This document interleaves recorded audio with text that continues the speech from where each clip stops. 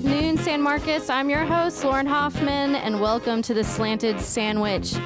Collected in the table scraps since last week's episode, we have the dish on the latest unusual topics floating around the world. Of course, with me floating the Wi-Fi waves today is Bob Ratliff, who joined us. Say it again. Testing. Okay. Now we've got it. Okay.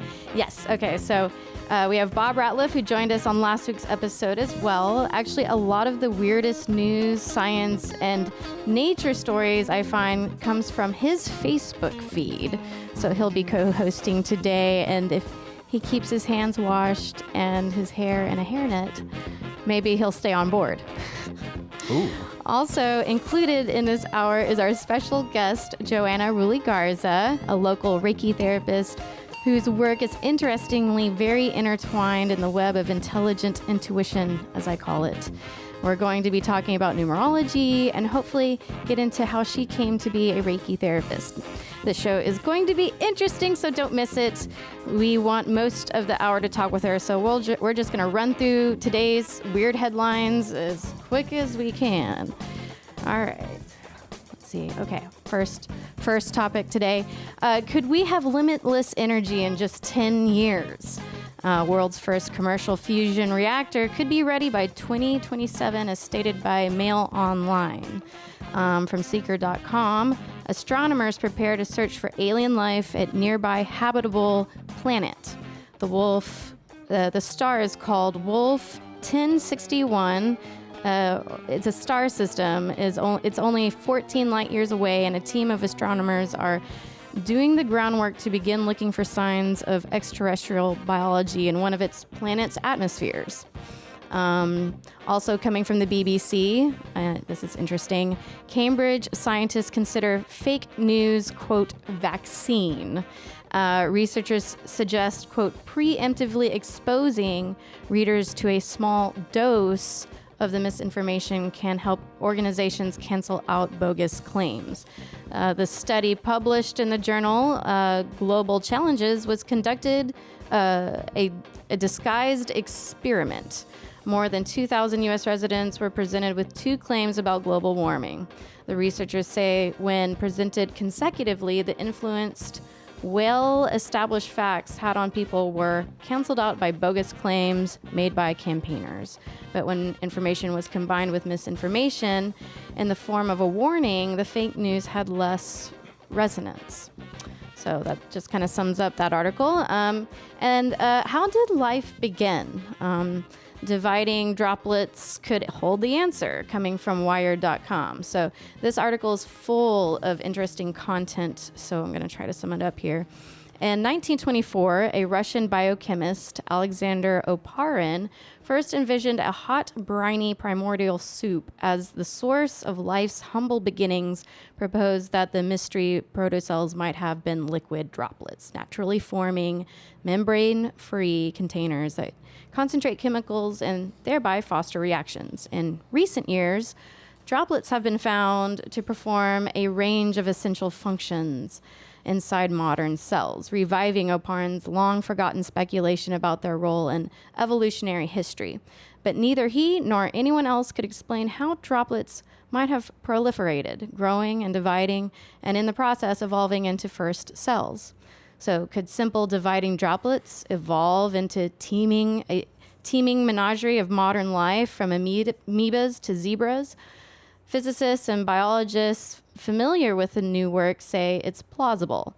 As a next step, experiments are underway in Dresden to try to observe the growth and division of active droplets made of synthetic polymers that are modeled after the droplets found in living cells. After that, the scientists hope to observe biological droplets dividing in the same way. So there are a lot of interesting topics, and if we'll have time, we'll delve into other articles later in the show. However, I would like to fill up the remaining hour with our guest, Joanna Ruley-Garza. So, Joanna, I first heard about your talent in Reiki from a few friends. Your wisdom and gifts have come in handy for me. So, long story short, I was referred to you, And at that time, I was a little skeptical of Reiki, but you have convinced me to think otherwise. I believe it was spring of last year, you had mentioned to me that this was going to be a 1 year, and adding up 2017, and you explained to me a little bit about what that meant. Of course, last year was a 9 year, and it was interesting to see how the remainder of the year played out. If you could, for our listeners, tell us a little bit about yourself and your understanding of numerology. And since we're still at the beginning of the year, maybe we could run some scenarios or possibilities for what's to come. Sure. Thanks, Lauren, for having me on. Sure. I came to numerology several years ago when I was working with clients and working also with my teacher, who was also a shaman, and did a lot of numerology. And I just got fascinated by numbers and fascinated about what they mean energetically and how you can really shape your life to the best it can be by knowing more about your numbers. Every person has a life path number. They have a personal year number. And I can quickly tell you how to find that. So you add, for your life path number, you add the month, the day, and the year. You separate all the numbers into singles. And then you get a double number, and then you add those numbers together. And so the number tells you a lot about your life path and why you're here and what kind of energies and what kind of experiences you're going to have during this life. And then for your personal year, you're going to add your month to your day and break it down to single numbers. So now the universe also has years. And so here we're in 2017, we're in a 1 year. So energetically, one will really, the energy will affect everyone. If you have a 1 in your personal chart as well, if it's a personal year 1, it's going to be magnified. 9 was the last year, the universal year. And for me personally, that was also my personal year. So it was very magnified. Mm-hmm. So 9 was all about completions and culminations and endings and things that you were trying to accomplish for the last 9 years came to fruition.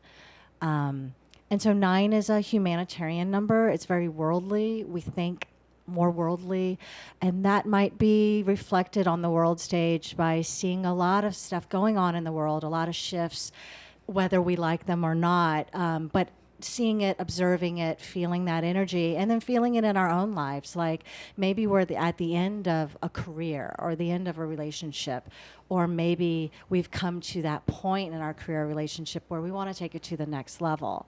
So sometimes in a 9 year, we have negative energies that have been kind of coming up to the surface. It can be challenging. We saw that on the world stage. There was a lot of opposition, polarizations becoming stronger. So a lot of conflict. And conflict brings us to a new beginning, though.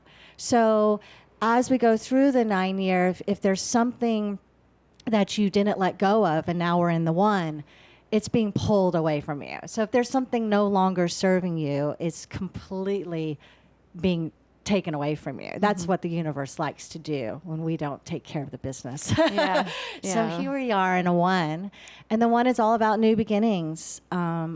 New beginnings, and what do you want to, what kind of energy or focus do you want to put into your life for the next 9 years? So it's a new 9-year cycle. It's a rebirth, so to speak. A lot of drastic change can still happen in a 1 year. Mm-hmm. We're learning how to be more independent. We're learning how to be more who we really are. Maybe in a 7, 8, and a 9 year, we were reflecting a lot and maybe trying roles out that maybe didn't feel so comfortable. Maybe we were doing things just for money because we needed to do that. And now we don't want to do that anymore. It's a very independent number. It's like the rebel comes out. It's like, no, I want to do the things for myself. I don't want to follow the rules. And how do I make that happen? And how do I make that work in my life? And where am I taking this over the next 9 years? Mm-hmm. Wow, that's interesting to integrate that into where we are right now as a nation, even globally, like you were saying. So I'm curious. So are you familiar with the individual numbers? A little Yes. bit about it? Maybe we could talk to Bob about his number. Bob, you want to? Sure. Oh, yeah, I'd like a reading. Sure. Okay, so Bob, I've got good numbers. I've got the best numbers. No, I don't even I know think that you yet. have good numbers. She's probably going to too. slam me and be like, Just "Ah, looking yeah, at you. 2. Let's see what it is. So Hit me. let's add up your numbers. Okay. Let's see. We go with the month is 10, and then the day of the month is 2, and then the year 1985, October 2nd. The same birthday as Gandhi and Sting. Oh, interesting. Yeah. You seem Gandhi-esque to me.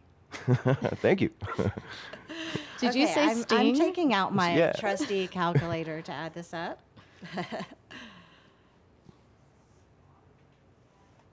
Well, Let me double check it. So remember, you're going to add the month to the day to the year, Month to- separating all the numbers. okay. And that's going to get you your life path number. So you have an 8. So you have an 8 life path? An 8 life path. An 8 life path. So let's Okay. talk about an 8 life path and what that means. All right. So people who have the 8 life path, your world can, whether you like it or not, your life can be a lot about money and how you make money, spend money, share money in the economy. A lot about work and career and how you survive, or your thoughts and how you relate to money. Yeah. Okay. So with money, thinking about money, I showed you my work earlier. It's flint napping, which is like I try to do the second oldest career path in the world, right? They say. Anyway, I'm not going to tell that joke, but right. Some of y'all can fill in the blank. So thinking about money or barter or trade, like Absolutely. think about barter a lot because it's really neglected in our some might call it the Babylonian money magic system. We don't barter. Yeah, I can't go to the store with something I have made. I can't take silver and go to the store. We have a very kind of strict way of thinking about exchange. And yeah, I agree. I will give you that. I've spent a lot of time thinking about how crazy our system of exchange is.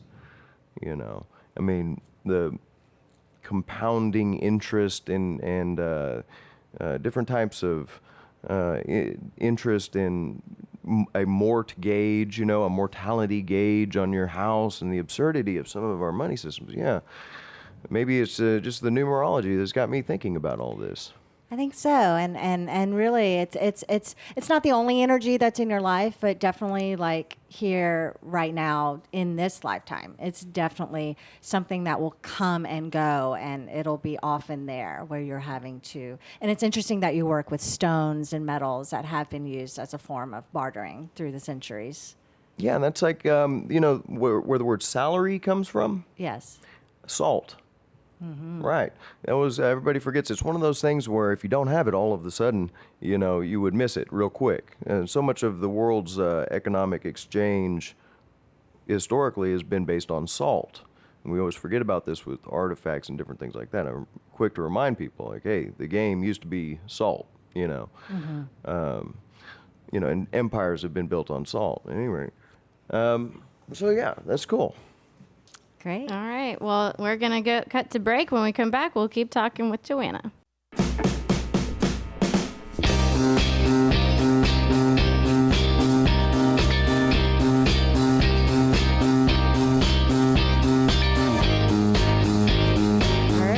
Tuning into KZSM.org, take a tour of our shows and DJs while you're at it, and help keep community radio alive by making a donation. Visit KZSM.org/donate and pitch whatever you can.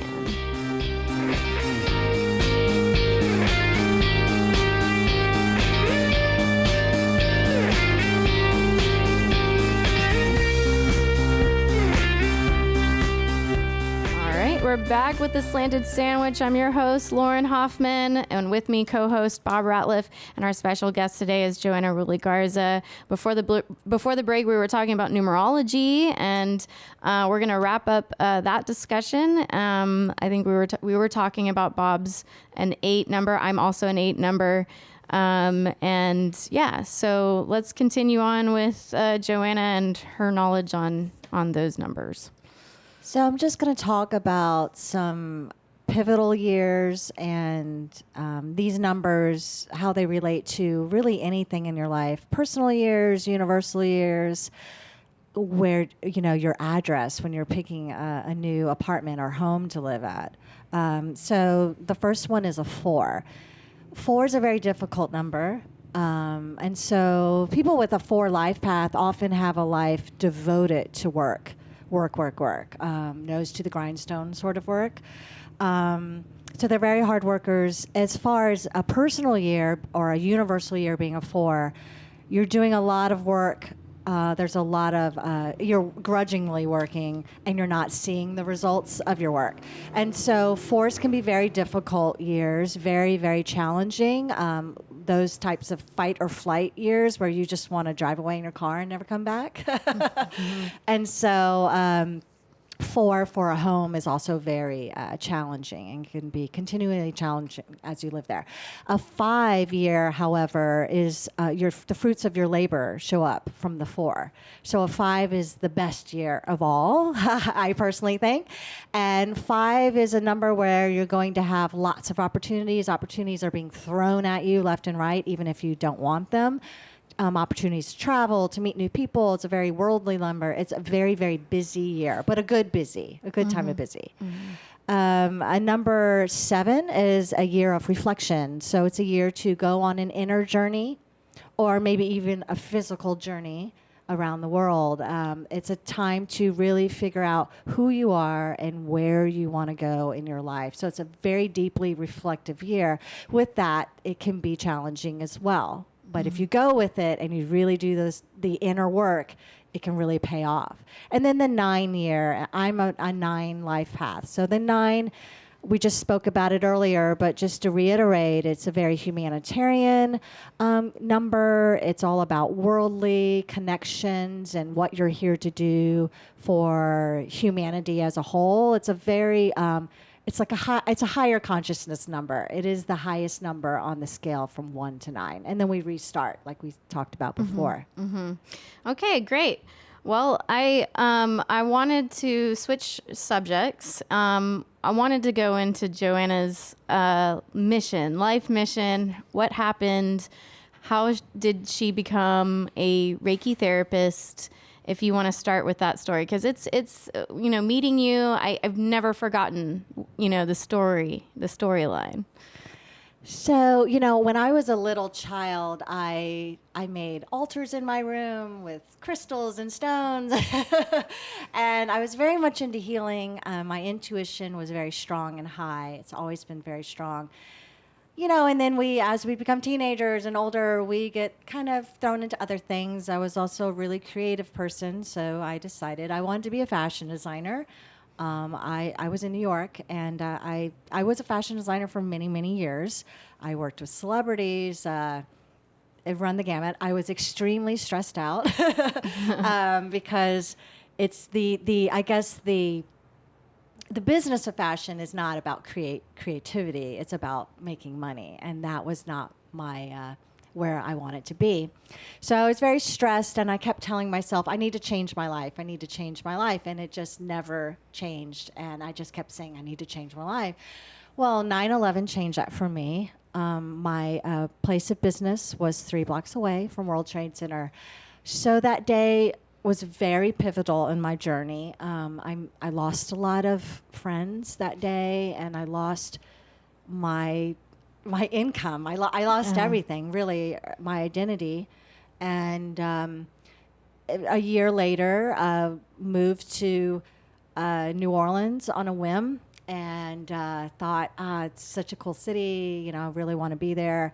And then several years after that, went through Katrina. Mm-hmm. And, from 9/11 to Katrina, like here I was just trying to rebuild the fashion business I had, knowing this is not what I wanted to do anymore, but not knowing what to do, not ready to go on that inner journey yet. So it was a hard time. And then, Katrina came and took everything away. 9/11 took my business away. Katrina took everything away except the clothes on my back. Right. And that really made me go on this journey. And I met a Reiki master, and I traveled, and I studied Ayurvedic philosophy and all sorts of things. And it really made me realize that the path is the path, and we get there however we get there. And sometimes we get sidetracked.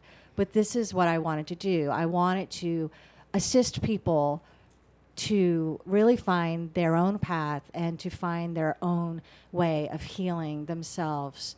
And to me, that was through the path of Reiki. And so that was, if you don't mind me saying, it was kind of an intuitive knowing, right? You had some dreams about this, that this was something telling you to go on this journey, right? Absolutely. Even after 9/11, going to New Orleans I was on the subway in New York, and someone opened the paper, and it was in New Orleans. Wow. It was an advertisement, and it said, "Get down here," in huge letters. And I said, "That's it. We're going." And Here's your sign. Yeah, there's my sign that I've been asking for. And, meeting the Reiki master, there was something about her I needed to know more. And I knew she was going to be my teacher. And I didn't do it, though, right away. I waited a year. And I saw her in another city, at another place, in a totally weird situation at the same party. And I said, that's it. That's my sign, right? Sometimes we need those signs, that little push over the edge, right? Right, yeah. And so I started studying with her, and I just knew this is where my gift was, because I had been through a lot.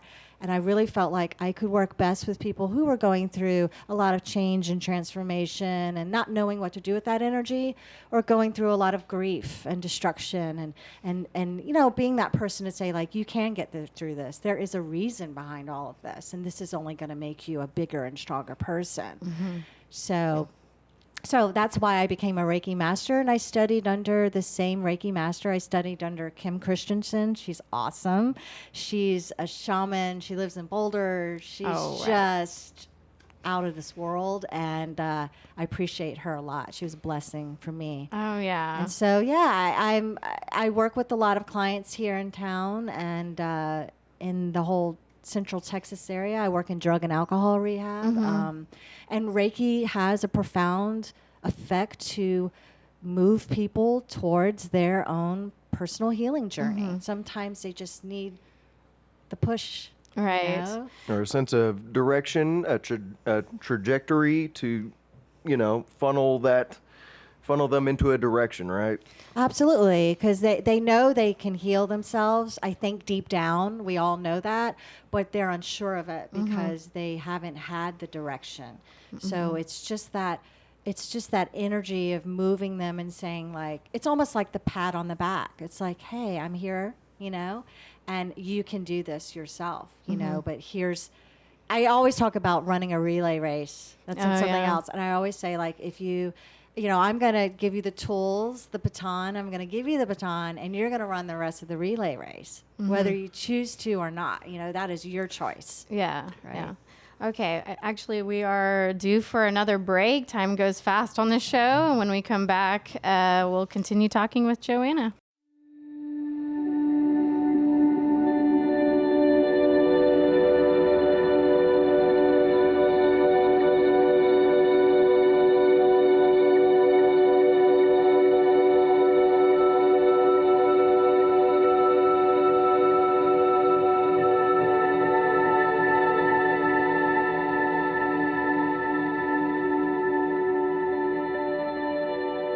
If you're listening locally, check out Farmers Market on Saturdays from 9 a.m. to 1 p.m. We have our KZSM booth out there with merchandise and a donation jar and our schedule, so you can check out our shows and talk to our DJs. And if you can't support us locally, go to kzsm.org/donate to help keep community radio alive. Slanted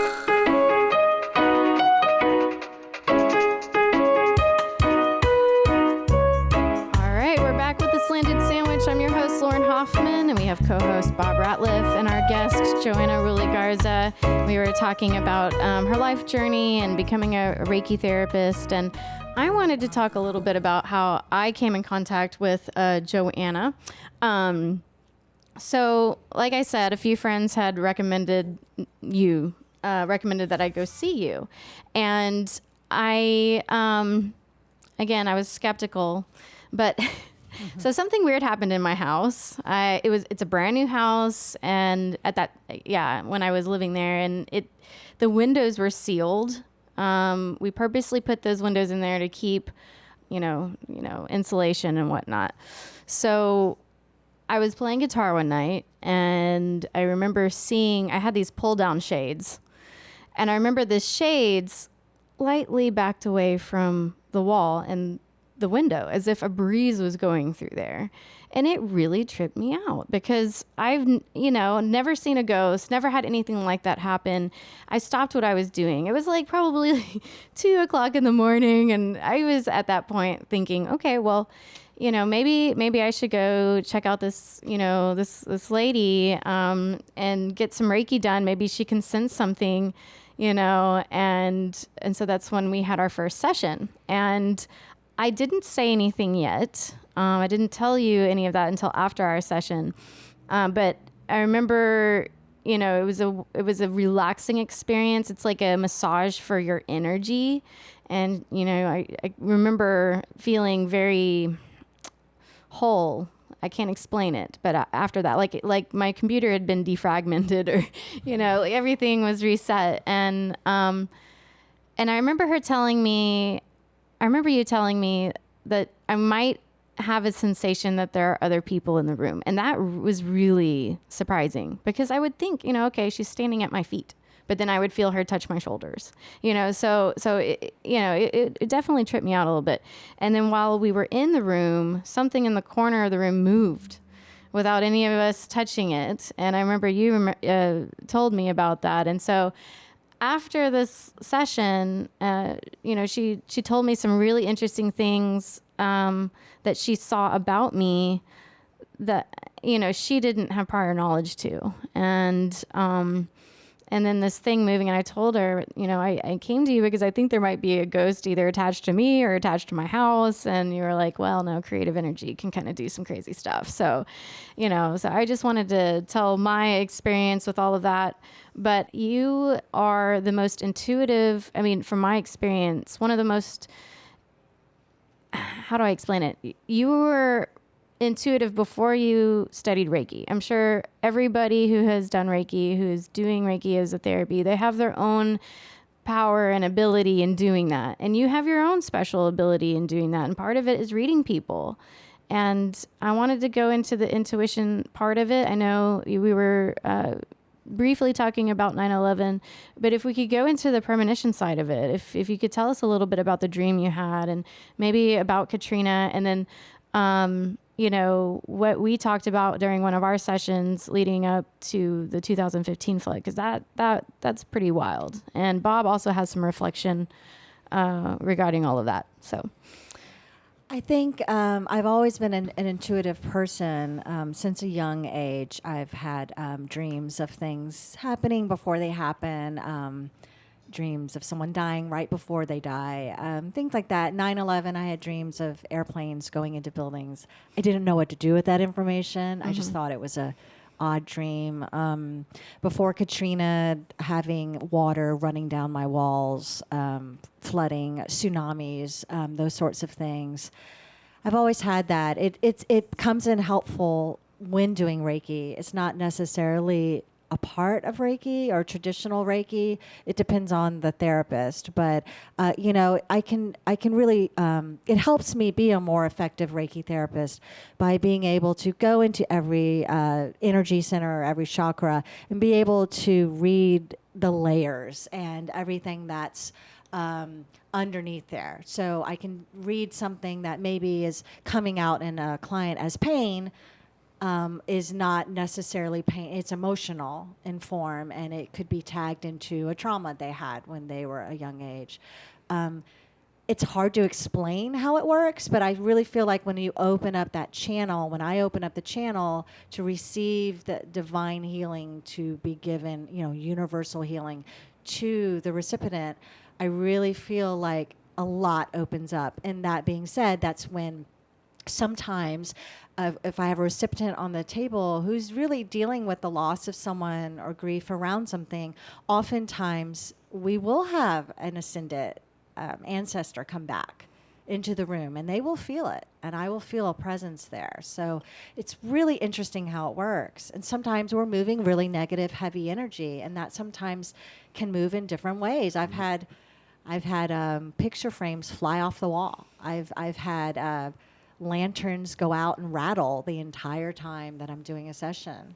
Oftentimes my Tibetan singing bowl, which I open and close with the session, won't sing. And right there, that's a very heavy energy that we're dealing with. I can kind of gauge someone's energy just by doing the bell and seeing if it's going to sing or not. Wow, that's Yeah, interesting. it's I pretty didn't know interesting. that one. Huh. So with Reiki, there's like, okay, so an electrician plays with electrons, and they understand electrons. What is the type of energy that Reiki channels? So energy is energy and never dies. It's constantly moving. So I really feel like that's a personal question to each and every person. So, to me, it's not a type of energy. It's just universal energy. It's energy that makes up everything in the universe. Chi, right? Chi. Right. Okay. So we're looking, we're kind of trained to look for the like physical, like think of things in a mechanistic way. But Chi, how old is Chi? Like this is thousands of years that people have been talking about Chi with acupuncture. Absolutely. Okay. Well, Reiki has its foundations in Buddhism and Chinese medicine. I mean, it goes back, way back. So even Ayurveda, I mean, all of the ancient cultures all come from the same system, so to speak. And it's based on this unseen life force that runs through us. And then when we have a lot and when it's flowing correctly, we feel well, and we do well. And when it's blocked by something negative or it's flowing slowly, we feel sick. So that's what Chi is. And Reiki moves stuck Chi and creates an abundance of Chi. Yeah. Okay. That's informative. So I wanted to talk a little bit about real quick. You know what? I'm going to go ahead and go into our sandwich of the week, because what I want to talk about is going to take a few more minutes, and we're already almost out of break. So today's slanted sandwich combination, let's see here. The one that I saw today that stood out was a sandwich with mayo, cheddar, cranberry sauce, and smoked oysters. The person who designed the sandwich said, "It started when my now ex asked me to make him a sandwich in a really awful, entitled, sexist way. He hated smoked oysters. I had to take a bite of it when he flipped out, but it's actually surprisingly pretty good." All right, so we're going to just go ahead and cut to break early, and then we'll come back and keep talking.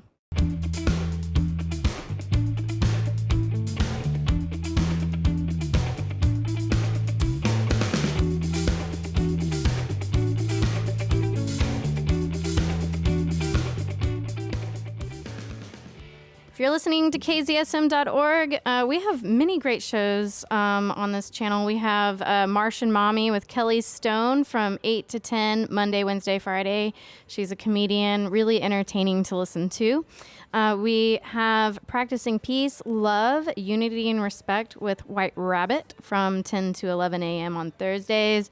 And we also have Indigenous Radio with Jean and Marissa. If you're tuning into what's going on at Standing Rock and the protests going on in West Texas, that would be a great show to tune into. So that's what we have. So tune in to kzsm.org to listen live, and make a donation at kzsm.org/donate to help keep community radio alive.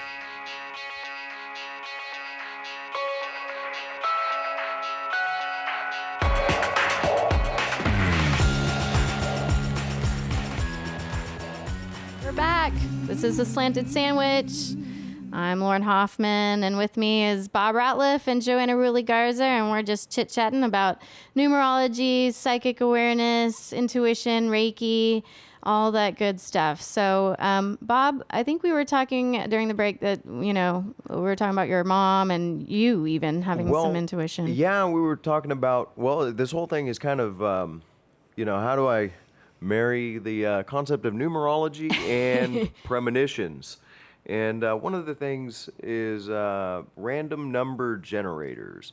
And I was thinking about that right before 9/11 happened. Random number generators stopped making random numbers.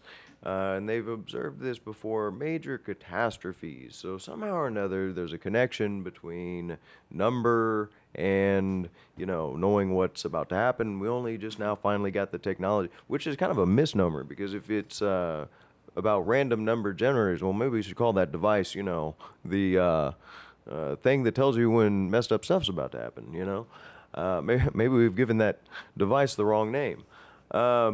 So that's, and we were talking about intuition, right? So yeah, your mom and you and...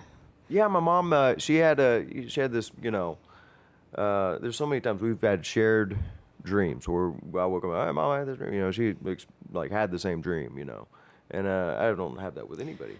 But what about the September 11th? Didn't she have a dream about it or something? Yeah, with her own mom, she dreamed about her mother, and her mother standing there, and then she falls over, and then she gets back up, and she falls over again, and it's just like she collapsed twice. There was these double collapsing or whatever, and she had this strange dream, and then sure enough, the next morning, she had, whatever, 9/11. 9/11 happened, yeah. And she interpreted that as this double falling. She saw the synchronicity in that dream. It wasn't as literal as a as like a plane, but with remote viewing or remote influencing, the kind of the idea is that with that you're sending yourself back messages. The time is not as linear, straightforward. You're kind of sending yourself back messages that kind of give you a duck, heads up,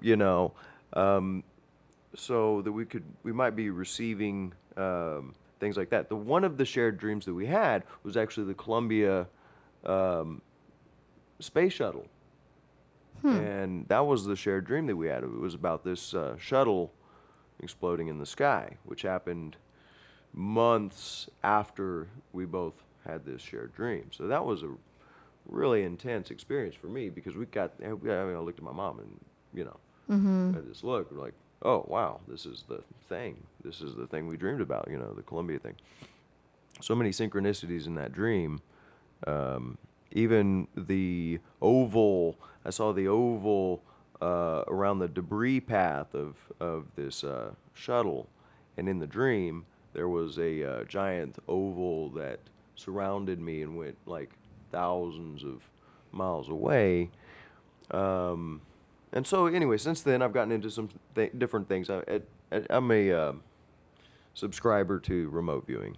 And the coolest thing ever I was showing you earlier was the Farsight Institute, right? And that was the predicting the future a month in advance, And they talked about the inaugural riots and all this stuff, So I'm into it. Yeah. Yeah.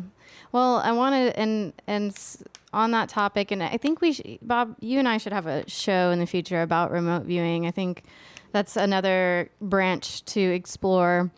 But okay, so it wasn't last time I saw. No, it was 2015, and many of you listening who live in San Marcos know we had 2 huge floods, and I remember 2015 starting out in early spring, feeling different weather-wise, like kind of moisture in the air and hot, a perfect recipe for rain. And sure enough, it started raining a lot.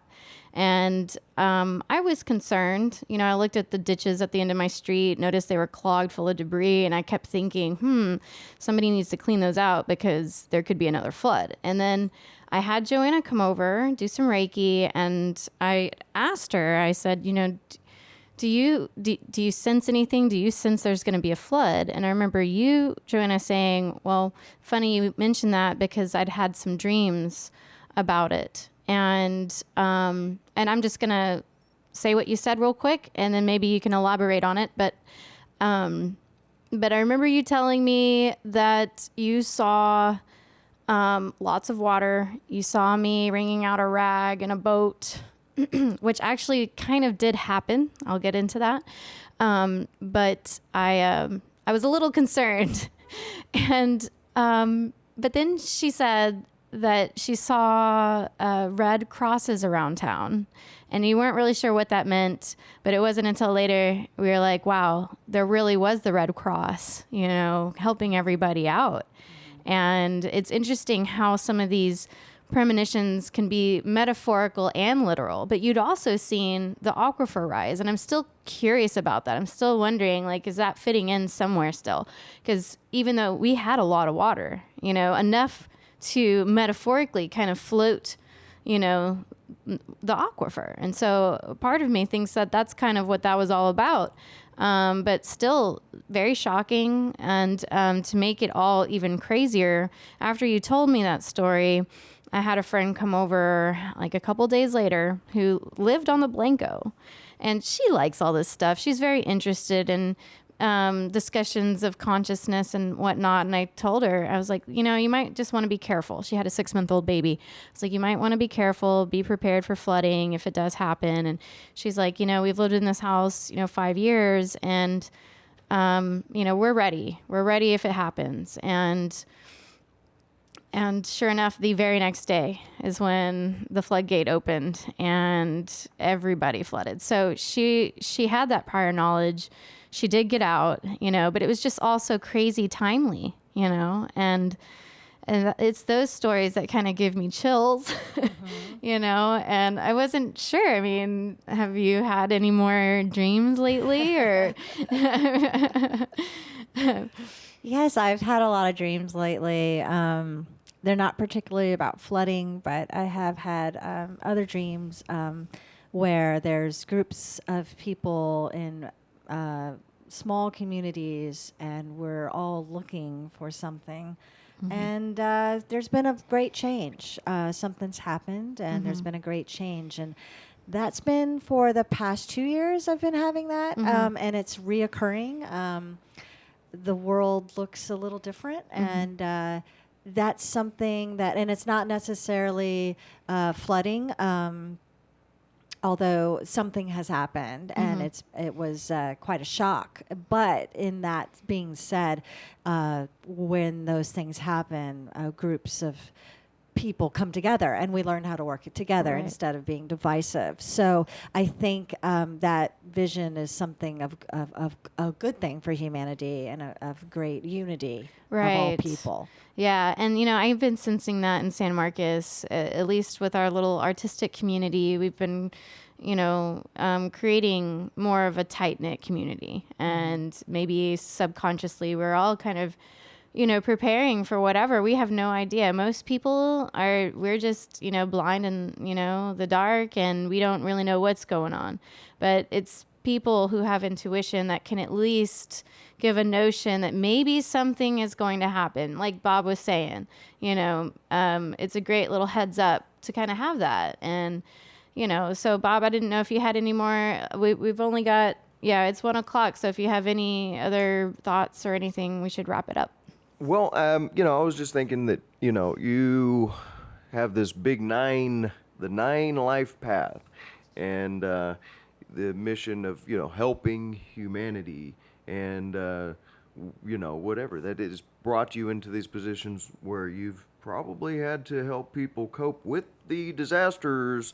You know, life has put you in the trenches. It's like, okay, I need you here for 9/11. You're going to be important. These people are going to be freaking out, okay? And then it's like, okay, she handled that good, you know. the creator will not give you anything more than you can handle. And it just goes, okay, all right, mission accomplished. I'm gonna need you over here now. We got a flood happening.